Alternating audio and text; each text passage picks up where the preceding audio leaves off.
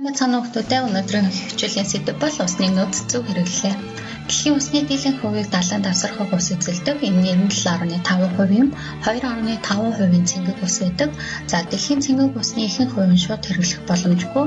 Яг гэвэл 70% туйлын ус мөсөн бүрхүүлээр байдаг. 30% нь гүний ус байдаг. 1% нь ундны цэвэр ус байдаг. За 1% энэ ундны цэвэр усыг 7.6 тэрбум хүн хэрэглэдэг. Судалгаанаас үзэхэд дэлхийн нийт хүн ам жил бүр 4600 км3 ус хэрэглэдэг ба үүний 70% нь газар тариалангийн ус жуулалтанд, 20% үйлдвэрийн үйл ажиллагаанд үлдсэн 10% нь зориулалтаар ахын зориулалтаар хэрэглэдэг. За хүн амын тоо усны хэрэглээнд шууд нөлөөлдөг. Хүн амын тоо ихтэй хэрнээ хэрэглээ бага орнолж цөөнгүй байдаг. Үүний тоо жишээ бол Аз төв юм. Энэ төв дэлхийн хүн амын 60% нь амьдардаг хэрнээ дэлхийн усны хэрэглээний 36% нь эзэлдэг. Өмнөд Америкт хүн амын 6% нь амьдардаг хэрнээ усны хэрэглээний 26%-ийг эзэлдэг. Хойд Америкт хүн амын 8% нь амьдардаг. Усны хэрэглээний 15%-ийг эзэлдэг. Африкт хүн амын 13% нь суурьшсан. Усны хэрэглээний 11% нь эзэлдэг. За Европт бол хүн амын 13% нь суурьшдаг. Усны хэрэглээний 8% нь эзэлдэг. Африкийн орнуудад бол хүн амын 1% нь суурьшдаг. За усны хэрэглээний 5% эзэлдэг. За нэг хүнд ногдох усны хэрэглээгээр тэргүүлэх улсууд бол Америкийн нэгдсэн улс, Грек, Малайз, Итали, Тайланд зэрэг улсууд юм аа. За одоогоор бол ундны цэвэр усны 70% газар тариалангийн ус жуулалтанд ашигладаг. За сонирхолтой хэлэхэд бол минут тутамд 7 хүн усны бохирдол болон хамсгалаас болоод хорвоо бүрхэж байна. За нэгж бүтээгдэхүүний хэрэглэх усны хэмжээ бол 1 кг шоколад үйлдвэрлэхэд 24,000 литр ус хэрэглэдэг байна. 1 кг мах гаргаж авахд бол 15,500 литр ус хэрэглэдэг байна.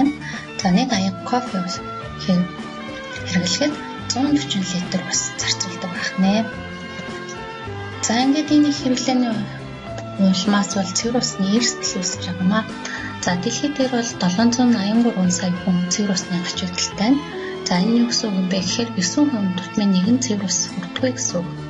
За манай Монгол орны хувьд бол 2016 онд бол усны хомсдолд орж аль хэдийн орсон байгаа. 2040 он гэхэд бол цэвэр усны нөөц дуусах юм байна гэсэн судалгаа байна. За Монгол улсын нийт усны нөөцний 82% нь нуур, 10% нь мөсөн гол, 6% нь гол эзэлдэг. За гадаргын усны 85% нь цэнгэг ус, үүний 93.6% нь хөсгөл нууранд байдаг. 2007 оноос эхлээд 887 гол горих, 2906 булаг шанд, 1166 нуурт арим ширхсэн байна гэсэн судалгаа байна. За усны нийт хэрэглээний хувьд авч үзэх юм бол төлөвлөсөн ус түгээгийн сүлжээнээс 30%-ийг, зөөврийн ус тээврийн үйлчилгээнээс 9%-ийг, булаг шандаас 36%-ийг, ус түгээх байрнаас 25%-ийг хэрэглээг авч хангадаг байна. За хэрэглээний түвшингийн хувьд бол орон сууцны оршин суугчид бол хоногт дунджаар 230-аас 350 литр ус хэрэглэдэг. Хөдөө орон нутагт болон гэр хороололт оршин суугчид бол 5-аас 10 литр ус хэрэглэдэг байна. Ингээд үзэхэд бол зөвхөн төрийн зохицуулалтаар бус иргэн бүр усаа хаарлах, гамнах шаардлага бидний өмнө тулгараад байгаа. За жишээний гамналтын танилцуулъя. Өглөө бүрний аяг усаар шүдэ угаагаас урчвал жилд хүн бүр 9100 литр ус хэмнэх боломжтой болох юм аа. За усны гам зарцуулалт гэж юу вэ? Түрүүнд дурдсан тийм ээ. Нэг ширхэг төмс авахд 25 литр усыг зарцуулдаг байна. За нэг аяг сүү авахд бол 200 литр ус. За нэг аяг кофе авахд бол 140 литр ус. За нэг ширхэг алим гаргаж авахын тулд 70 литр ус зарцуулдаг байна. За тухайлбал энэ юу гэсэн юм бэ гэхээр 1 кВт-цаг цахилгаан эрчим хүч үйлдвэрлэхэд 95 литр ус шаарддаг. Албан бүтээгдэхүүнийг үйлдвэрлэхэд бол цахилгаан эрчим хүч, газар тариалангийн ус их шаарддаг. За мөн цахилгаан эрчим хүч үйлдвэрлэх явцад генераторыг хүргэх, түнчлэн ган төмрийн үйлдвэрт хайшиг хүргэхэд усыг их хэмжээгээр хэрэглэдэг байна. За жишээ болоод хүн даваа эдлэл үйлдвэрлэхэд зарцуулах ус ашигладаг тайлбарлая. За хөвгний ургамлыг төвж хөвг ялгаж авна. За үүнээр бол газар тариалангийн ус жуулалт хэрэгтэй болно. За мөн дээрээс нь хөвг утас болгон eerэн, уцаар даавуу нэхэн, даавууг өмгөнд оруулна. Өмгөнд оруулсан дааван дээр хээ зураг гаргана, мөнгө хээ зургийг чанаржуулна. Ингээд эцсийн бүтээгдэхүүн үйлдвэрлээд, эсгээд, оёод тээвэрлэлд явуулахад бол ус цахилгаан, за тэр газар тариалангийн усжуулалтыг зэрэг алхам бүрт ус зарцуулагдаж байдаг. Үүнийг л усны дам зарцуулалт гэж нэрлэдэг таамаа. За одоогийн байдлаар унтны усаар хангагдсан байдлыг харъя. За дэлхийн нийт хүн амын дундаж усаар хангагдсан байдлыг хуваар харуулсан байна. За 100% усаар хангагдсан газрууд бол Канада, Хойд Америк, Австрали, Шинэ Зеланд, за Норвеги, Швед гэх зэрэг улсууд байна. За харин 5-аас бага хуваар хангагдсан улсуудыг нэрлэе. За Нигер, Чад, Нигерия, Этиоп, Конго, за энд Афганистан гэсэн зэрэг улсууд бол 50-аас бага хуваар хангагдсан байна. За Монгол орны хувьд бол 50-аас 69% усны унтаар хангагдсан гэсэн мэдээлэл байна. За гэрийн талуурын хүүхдүүдэд тэмдэглээд байгаарай. Өрхийн хэмжээнд цэвэр усыг хэмнэж болох 2 аргыг нэрлэж аргуудаа тайлбарлана. Дээр багшин дурдсан тийм ээ. Шүдэ угаахтаа стакан усаа хийгээд угаавал хичнээн литр ус хэмнэж болох аргыг тайлбарлсан.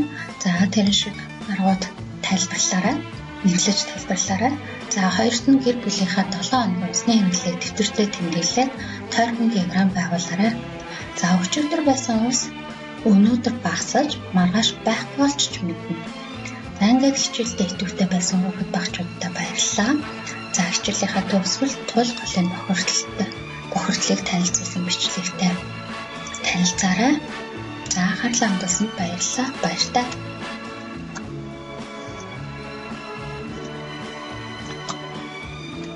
Та үнийг мэдэх үү? 2016 оны байдлаар улсын нийт хүн амын 3.1-ээс илүү хүүхэд буюу 1,345,500 хүн нийслэл хотод маань амьдарч байна.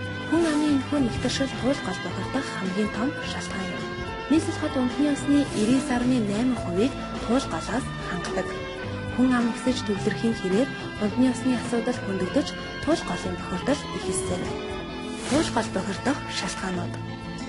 Жил дунджаар 2500-аас 4500 м3 бохироос арьшил боловсруулах үйлдвэрээс төв цэвэрлэх байгууламжаар дамжин 40-өөс 67%-тай дутуу цэвэрлэгдэж туул голд зодгодог. Туул голын дагуу ашигт мал олборлон нөхөн сэргээлт хийлгүй орхиснаас хөрс өдөгдөн өвчтөг. Голын татан болон хамгаалалтын гүйцэтгэх гэр хорооллын нөхөн жорлон болон муу усны нөхөн хөрсний болон гадаргын усыг их хэмжээгээр бохирдуулдаг.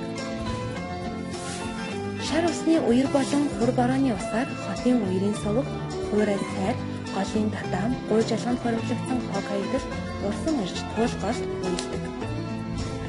Туул голын дагуу хамгаалтын бүсэд барилгын хог хаягдал их хэмжээгээр асах. Иргэд машинаа гол дуугаж хог хаягдлаа ил задгаа хаяж эрэг орчмыг бохирдуулах.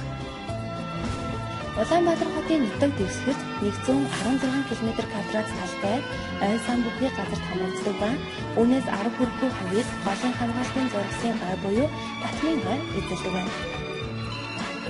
Ийм эрүүл аюулгүй орчинд аз жаргалтай амьдрах нь та биднээс шалтгаална.